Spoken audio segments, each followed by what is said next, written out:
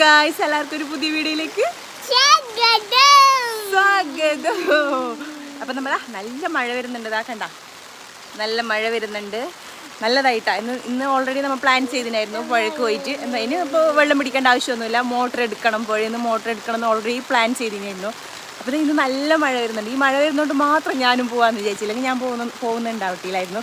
മഴ വരുമ്പോൾ വിചാരിച്ചു ഒരു വീഡിയോ നന്നായിട്ട് കിട്ടും. അപ്പോൾ ഞാൻ വിചാരിച്ചു എന്തെന്ന് മോട്ടർ എടുക്കുമ്പോൾ അങ്ങോട്ട് പോകുമ്പോൾ ഒരു വീഡിയോ എടുക്കാമെന്ന് വിചാരിച്ചു. അപ്പോൾ ഇന്നത്തെ വീഡിയോ എന്ന് പറഞ്ഞാൽ ജസ്റ്റ് ഇപ്പോൾ നല്ല മഴയുണ്ടല്ലോ, അപ്പോൾ പുഴയ്ക്ക് പോയിട്ട് വരാമെന്ന് പ്ലാൻ ചെയ്യുന്നുണ്ട്. അമ്മ ഉണ്ട്, കുട്ടനുണ്ട്, എല്ലാവരും ഉണ്ട് കേട്ടോ.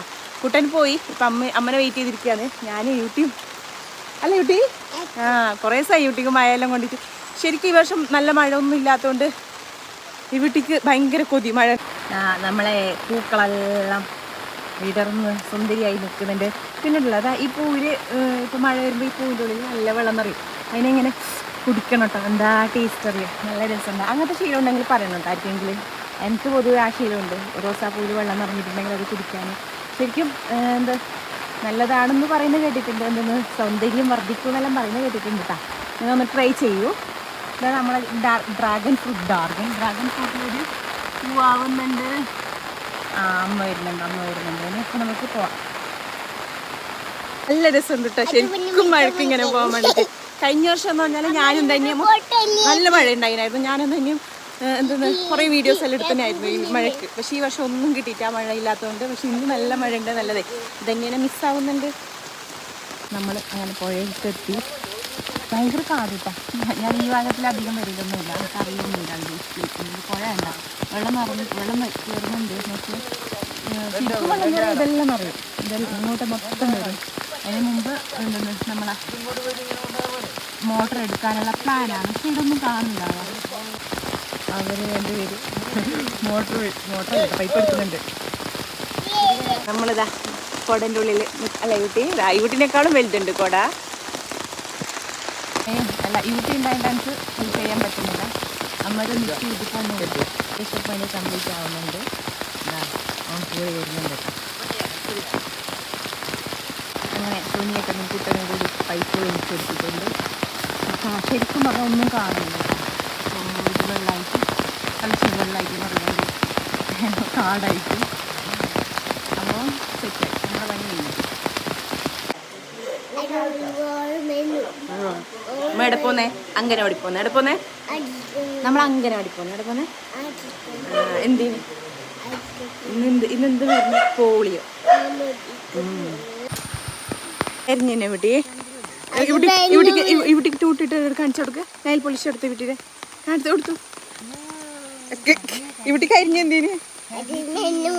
മരുന്ന് കുടിച്ചിട്ട് കരിഞ്ഞോളൂ. ഇന്നത്തെ പരിപാടിയാണ്. നമ്മള് ടാങ്ക് ക്ലീൻ ആക്കുന്നുണ്ട്. സുനിയേട്ടാ പറയോ നോക്കിയ എങ്ങനെയുണ്ട്? നോക്കിയ മുകളിൽ കയറിയിട്ടാ ആകെ കൊളായിട്ടുണ്ട്. സുനിയേട്ടാ ഹെൽപ്പ് വേണോ? ഞാൻ വീഡിയോ എടുക്കുന്നുണ്ട്. സുനിയേട്ടൻ പരാതി പറയാണ്. അല്ല ഒരുത്തനേൻ്റെ ഉള്ളിൽ പുറത്തുന്നുണ്ട്. ഓ ഇങ്ങോട്ട് തിരി.